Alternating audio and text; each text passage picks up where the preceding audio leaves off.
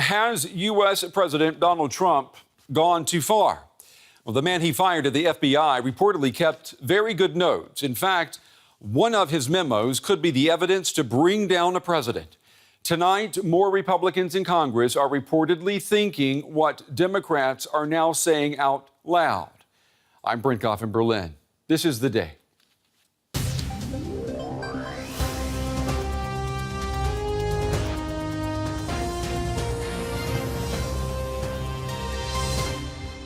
I rise today, Mr. Speaker, to call for the impeachment of the President of the United States of America. In a week full of revelation after revelation, the president may have engaged in some interference or obstruction of the investigation. On a day when we thought things couldn't get any worse, Congress really needs to get to the bottom of this. they have. Enough is enough. This is bigger than President Trump. This is about the soul of our democracy. I keep saying that. The framers of the US Constitution would never have envisaged that you have a president who either does not recognize the difference between truth and lies or simply doesn't care. Decisions about what President Trump discusses with anybody that he has in the White House is a matter for President Trump. All I can say is that Israel and the United States have the closest possible intelligence relationship. We continue to work with the United States and continue to share intelligence with the United States. Но мы в то же самое время видим, что в Соединенных Штатах развивается политическая шизофрения. Мы готовы предоставить запись беседы Лаврова с Трампом в Сенат и Конгресс США. Конечно, в том случае, если американская администрация этого захочет. Also coming up, she has many labels: soldier, transgender, whistleblower, and convicted criminal. Tonight, the word prisoner no longer applies. Chelsea Manning is a free woman. That story coming up in about 12 minutes. Well, we begin the day with a picture of a presidency possibly hitting a breaking point. The future of Donald Trump as U.S. president for the first time since he took office back in January appears to be in doubt tonight. In the last 24 hours, reports have emerged suggesting that the president attempted to obstruct an FBI investigation into his former national security advisor. A memo allegedly written by the former FBI boss, James Comey, the man Trump fired last week, is now at the center of a political firestorm. There are calls from Democrats and Republicans for Comey to turn over that memo and to testify before a congressional committee investigating possible ties between the Trump White House and the Russians. Now, the questions tonight are existential. Did President Trump obstruct justice? And from earlier in the week, did President Trump share classified information with the Russians? Those two questions demand answers, and those answers could result in what Democrats and some Republicans are now saying openly: the impeachment of the President of the United States. President Trump today defended himself again by lashing out at the media. Look at the way I've been treated lately, especially by the media. No politician in history, and I say this with great surety, has been treated worse or more unfairly. I didn't get elected to serve the Washington media or special interests. I got elected to serve the forgotten men and women of our country, and that's what I'm doing. The White House has demonstrated that they are unwilling and incapable of investigating what happened. In fact, there have been serious allegations that they are getting in the way of the investigation. I think that we ought to keep our focus on finding out the facts in the first instance, and no one ought to, in my view, rush to embrace, the most extraordinary remedy that involves the removal of the president from office. An independent commission would be the most comprehensive way to get to the bottom of how we were so vulnerable and what our response was, to understand whether any U.S. persons were involved, and most importantly, to make sure that we never find ourselves in a mess like this again.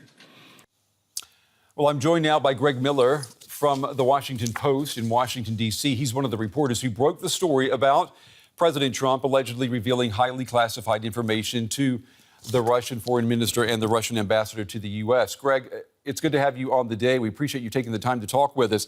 Let me just get your reaction to what you and all of us have been hearing today from the U.S. president, his lashing out and attacks on the media today? I think that this is a kind of a self-pity that we've grown accustomed to seeing from this president. It's hard to take seriously at some level. I mean, constantly complaining about his treatment, how he is being treated, making this sort of all about him, and offering no explanation or accountability for his own actions. I mean, not addressing through either himself or adequately through any of his subordinates any of the central facts that we're trying to discuss here. And do you think, Greg, that the story that you and your colleagues there at the Washington Post penned, I mean, did you think when you were writing this story that it would, in some positive way, force this administration in the White House to take responsibility for its actions? I mean, did you think there would be a positive outcome? No, I mean, that's not our job. As we don't do our work, I mean, in the hope of forcing actions on the part of a president or anybody else. I mean, our mission, if we stray from our mission, which I regard as to unearth the truth and to try to get at the facts that a functioning democracy needs to have, then we sort of get ourselves in trouble sometimes. No, I mean, I expected when putting this story together that it would have impact, that it would drive a lot of debate, and I think that it's done that. I think it does raise questions, very fundamental questions about Trump, his fitness for office, about his ability to distinguish classified information, about his ability to safeguard secrets, particularly even in cases where those secrets are coming from a very close ally. Mm-hmm. What about the reactions that we're seeing from the White House? I understand earlier today there was even talk that the Attorney General had entertained the thought of maybe going after reporters such as yourself who report stories that are based on leaks. I mean, that would be something that is unprecedented, wouldn't it, to actually try to persecute a reporter for reporting the news? Well, I mean, if they are seriously determined to go after journalists doing their jobs, as Trump indicated apparently to James Comey in February, based on Comey's written recollections of that conversation, Trump is asking Comey, urging him to throw reporters in jail. I mean, that is just a fundamental violation of the First Amendment, and it's really astonishing for a sitting president to suggest that. But I have to say that this is an administration that is now sort of lashing out at the news and at media organizations on all fronts, whether it's from the podium. The National Security Advisor this week went out in front of news reporters to talk about how serious he thinks they need to go after leaks and journalists. I mean, it's a moment of shooting the messenger. Greg, what about the role of leaks in this administration? Now, we've heard time and time again that this administration, this White House, has the most leaks of any White House in history. How important or how fundamental is that to you and your colleagues reporting the truth about what's going on inside the White House? Well, I have to say, I mean, my colleagues and I don't go about our jobs any differently than we ever did, and I don't think that I think that there is this misconception that these stories are just landing in our laps. These leaks are just out there for the taking, to be plucked from trees. We're doing a lot. I mean, the stakes are very high here, and so the stories we're writing have significant impact and get a lot of attention. But I think a lot of that is driven by the Trump administration's decisions, its behavior, its handling of its basic conduct and the chaos that is associated with it. And the role of a free press in any democracy, I mean, we've talked about it time and time again ever since the beginning of the U.S. presidential campaign. Would you say that the U.S. media is as robust and is as alive and as vigilant as it should be tonight?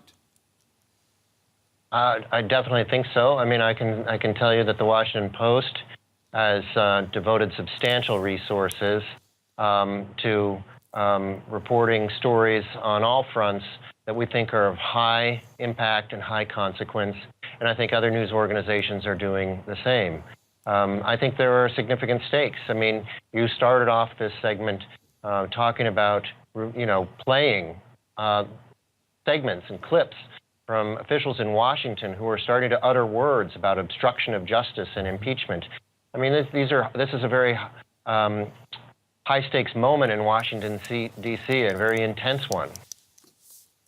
All right, Greg Miller with the Washington Post, one of the reporters who helped bring that story to light. There's accusations, of course, of the U.S. president revealing classified information to the Russians.